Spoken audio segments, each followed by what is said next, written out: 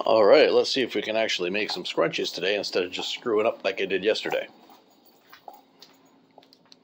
Shouldn't be too difficult this time, because I know the proper numbers.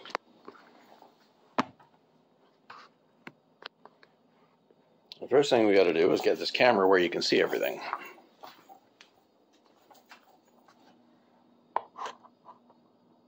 You can see most of what's going on there, as far as the table itself. The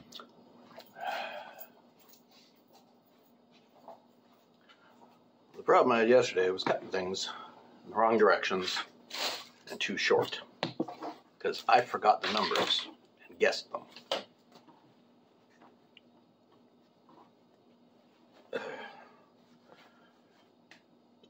Do not trust yourself. Now that's 20 wide, I need 18.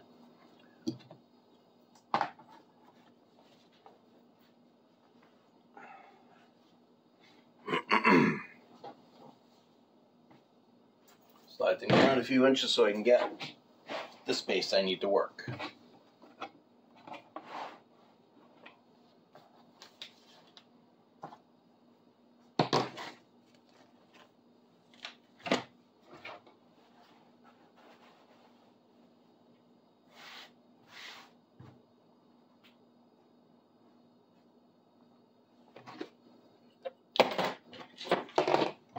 So what I need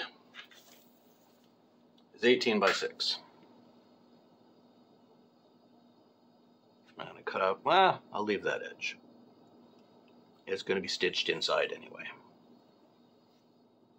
So there's my 6.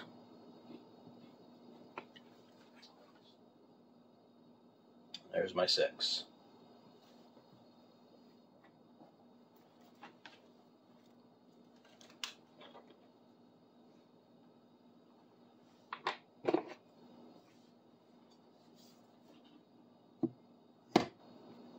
Line that up. And there's my 6. So that's 20 and I needed 18.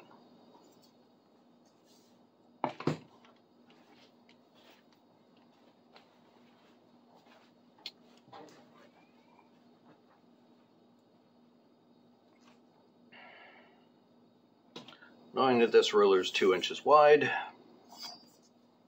makes life easier when it comes to measuring. I can be lazy.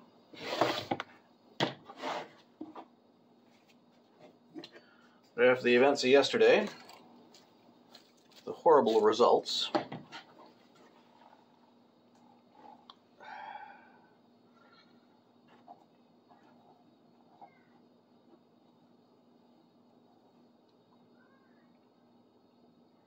I'm not going to trust anything anymore, because I trusted my own measurements and screwed up.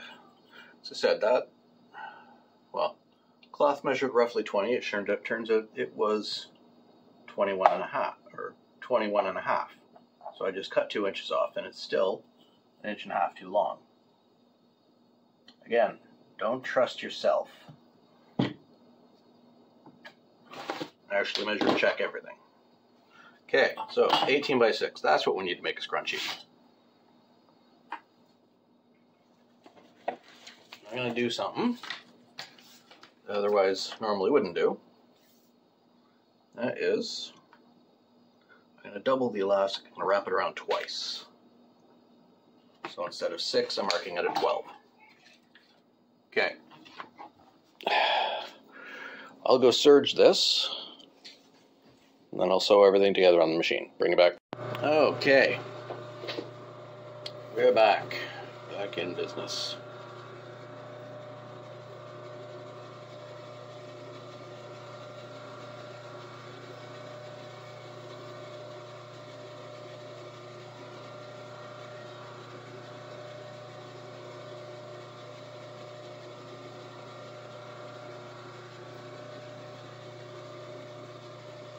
I'm going to double the elastic by looping it twice around, so I'm just going to stitch it to hold the end together.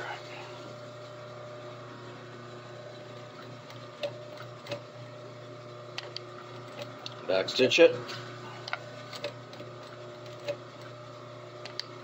and backstitch it again.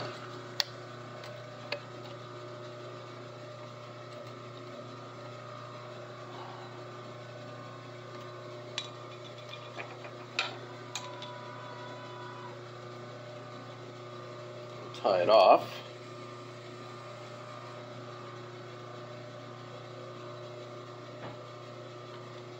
Just get a knot on there to help reinforce it a little bit more. That's the first part done. Second, and tie the ends together. Well, stitch the ends together, but connect them in one way or another.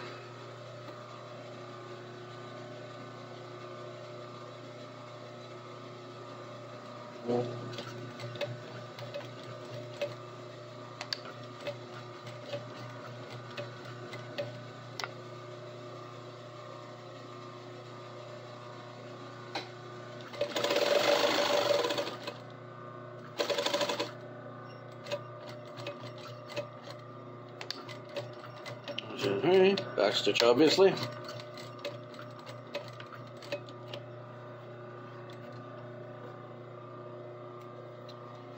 Cut our excess off.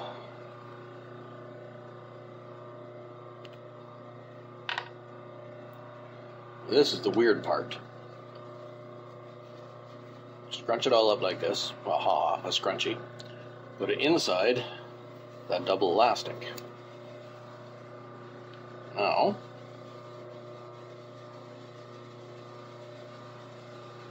gotta stitch the outside edge. Fold that in. You get this edge.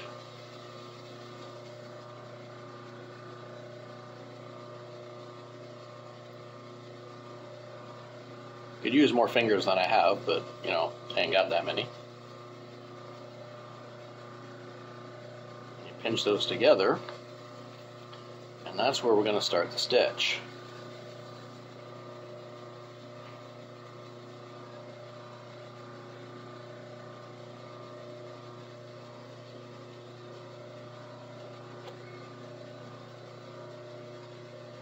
Because we're overlapping it, we don't have to backstitch it.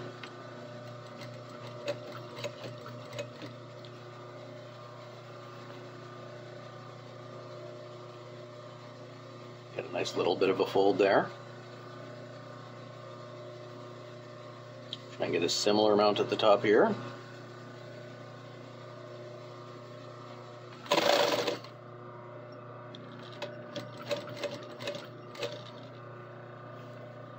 And we do it again. I'm determined after yesterday that I'm going to do this job. It's nothing important, it's just the principle of the matter. Is you only fail when you stop trying. Until you stop trying, you have not yet failed.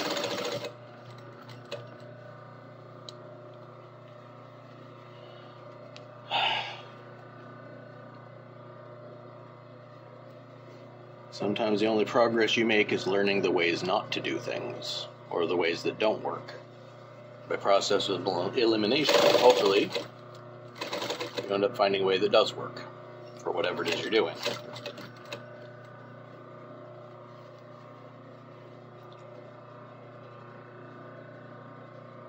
For example, a lot of people, a lot of times, will try making these things and start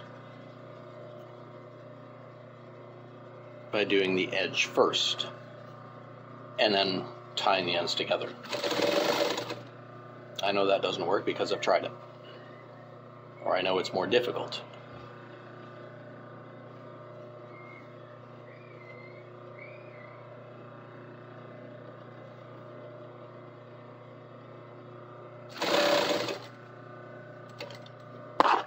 Whoa! That wasn't good. Anyway.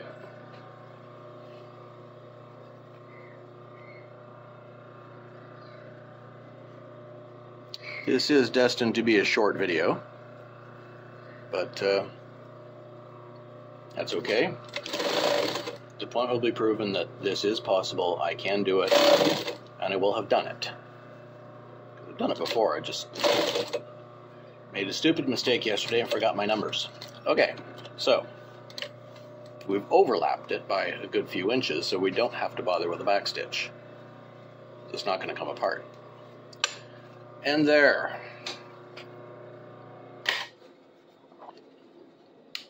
Shut that down, shut that down. We finally have a scrunchie that actually opens up and will work as a hair elastic. Ta-da!